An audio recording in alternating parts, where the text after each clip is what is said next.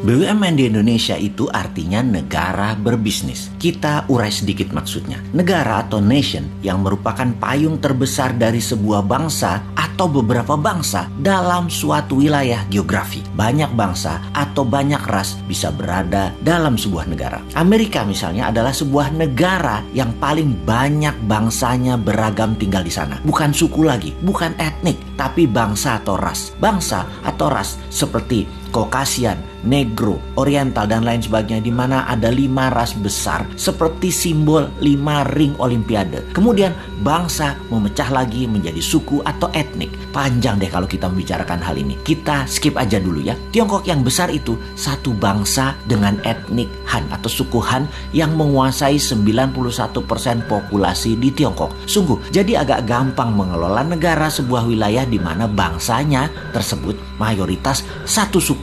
Sebagai catatan, suku Han merupakan suku terbesar di dunia. 19% dari penduduk dunia adalah suku Han dan 91% penduduk Tiongkok berasal dari suku ini. Setiap bangsa walaupun berbeda warna kulitnya, semua kita satu spesies humankind, yaitu Homo sapiens. Ada yang good, ada yang bad, ada yang baik, ada yang buruk. Jadi tidak bisa kita katakan ras tertentu baik, ras yang lainnya jelek. Kembali ke negara. Ketika sebuah penduduk di suatu wilayah membuat kesepakatan, membuat undang-undang dasar, membuat ADART deh kalau itu koperasi, memilih sistem bernegara, bisa presidensial, bisa parlementer, bisa monarki, lalu sistem pemerintahnya mengambil misalnya otoritarian, demokrasi, komunisme, sosialisme, apapun. Silakan. Selama isi satu negara tersebut setuju, maka negara itu berdiri dan menjalankan kehidupan bernegaranya. Di dalam bernegara ada Ipolek Sosbud Hankam, ideologi, politik, ekonomi, sosial, budaya, pertahanan, dan keamanan. Itu pun dipecah lagi di setiap bagian, punya sistem berbeda lagi di setiap negara satu dengan negara lainnya.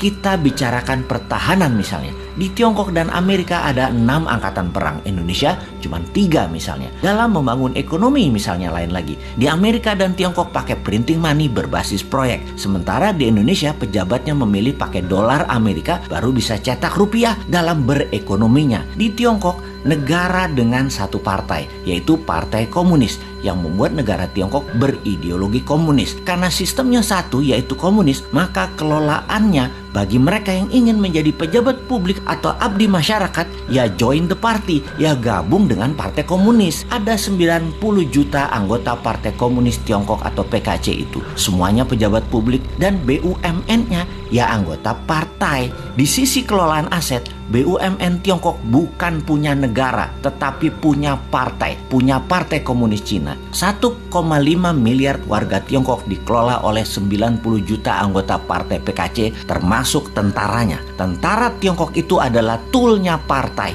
Di Amerika di sisi lain memiliki banyak partai politik. Namun dalam 100 tahun belakangan hanya 2 partai besar, yaitu Partai Demokrat dan Partai Republik. Partai Demokrat berciri heavy on government atau semua sektor pemerintahan yang atur. Di Partai Republik heavy on private, apa-apa swasta kalau Partai Republik berkuasa. Jadi di Amerika tidak ada BUMN. Negara tidak berbisnis di Amerika. Amerika tuh negara swasta. Demokrat menang, banyak proyek pemerintah yang digarap tetap swasta. Di zaman Republik berkuasa, program pemerintah kecil namun swasta yang garap semua proyeknya. Kalau Tiongkok, negara Partai Komunis. Kalau Amerika, negara swasta. Kita ke Indonesia sekarang, negara yang sejak reformasi masih mencari bentuk. Dulu sangat presidensial. Parlemen terkenal dengan perkataan setuju, manut pemerintah. Sekarang dalam 15 tahunan terakhir, Parlemen DPR balas dendam, mengendalikan pemerintahan kebanyakan. Jadi bentuknya sekarang lebih ke arah parlementer. Partai politik dan politik menjadi di segala lini, membuat Indonesia menjadi negara politik. Mau kaya di Tiongkok, join Partai Komunis. Mau kaya di Amerika, di swasta, plus berbisnis dengan politikus. Mau kaya di Indonesia, berpolitik bersama partai politik, mainkan anggaran pemerintah dan kebijakan pemerintah. Gitu doang. Jadi mulai lihat bedanya. Mengingat sejarah sebentar, di pertengahan tahun 50-an, sekitar tahun 57, tahun 58, Partai Komunis Indonesia mengusulkan ke Pak Karno, presiden sewaktu itu, untuk menasionalisasi aset-aset milik Belanda, di mana aset tadi menjadi milik negara. Dan tidak heran ketika hal itu dijalankan, pejabatnya perusahaan Belanda yang dinasionalisasikan tersebut adalah orang-orang komunis Indonesia. Inilah yang membuat Partai Komunis Indonesia PKI memiliki pendanaan sehingga di tahun 60-an awal kekuatan mereka meningkat. Satu hal yang mereka minta kemudian yaitu petani dipersenjatai sebagai angkatan kelima, di mana kalau hal itu disetujui maka PKI punya semua, punya dana, punya BUMN, dan petani dipersenjatai. Mirip Partai Komunis Cina. Sehingga satu hal yang belum PKI dapat, mengambil pemerintahan negara Indonesia dan mengubahnya menjadi negara komunis. Singkat cerita, CIA Operation. PKI dikejar sampai ke dalam hutan, terjadi genosida besar-besaran. Itu luka sejarah panjang demi NKRI, demokrasi berdiri, membuat korban saudara sebangsa yang berideologi komunis musnah. Sekarang semua sudah tertutup peluang bagi PKI. PKI sudah selesai. Zaman bergeser. Dunia tanpa batas lagi. Dunia menjadi global, digital, dan internet membuka semuanya. Perang berubah. Bukan lagi military war, tetapi economic warfare. Untuk itu, kita sebagai negara ke depannya harus mulai menata apa yang terjadi ke depan untuk anak cucu kita.